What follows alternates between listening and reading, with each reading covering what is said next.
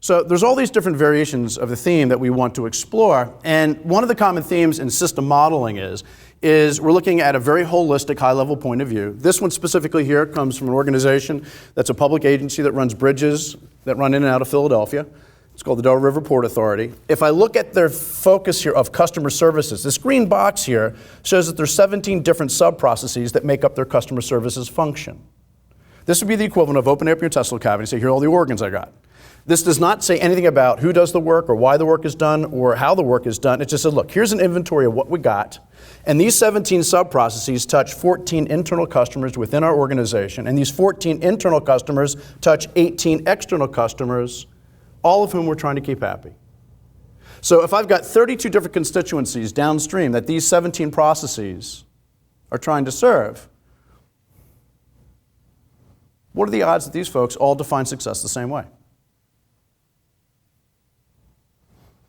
So the first thing you have to do is to figure out who are your customers. Second thing you're going to have to figure out what are the requirements. Third thing you have to do is figure out whether or not those requirements are in conflict. You end up with a tastes great, less filling scenario. Who am I supposed to serve? The finance guys, the compliance guys, the actual paying customer. 3 different, very dominant customer groups that I got to keep happy. Now, if these are the customers downstream, upstream, if you notice these black lines here, it's almost like the layers of an onion.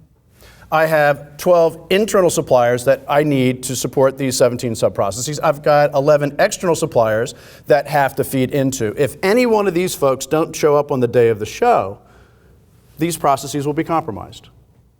And since you're only as good as what you get in terms of your inputs, there's no way I can keep these guys happy if my suppliers are not serving my specific needs. So the highest level of a system model is going to be just looking at who are the players.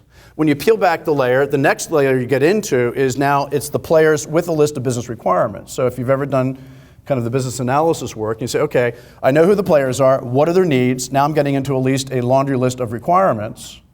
Keep in mind is that I'm not doing a gap analysis yet because I haven't necessarily put a finger on the outcome and said, okay, what am I actually being given when I'm sitting on this side of the fence? But this might be what are the requirements, and then as I put this together, I can actually go through and evaluate what are the needs and are those needs in conflict.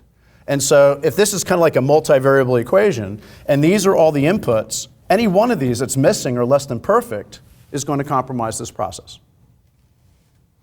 Now here's the trick, or here's the thing that's important in my mind is, frequently we have been taught to solve problems by diving into the weeds. And a lot of us are really, really good at that. So if you're a detail monger and you drill into the weeds, the problem is as soon as you're driving in, your blinders come up, which means you're not looking very holistically when you're diving. But I've been taught to find root cause.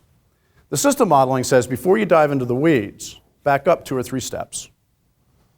Take a look at the whole before you dive in, because if you find out that I have a failure within my process, but the root cause of that process lies off camera, documenting what's going on inside the box is not going to solve your problem.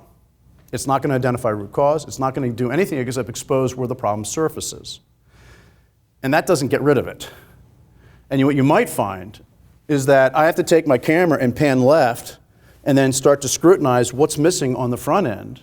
Because if I can't fix this, this process is never going to get any better.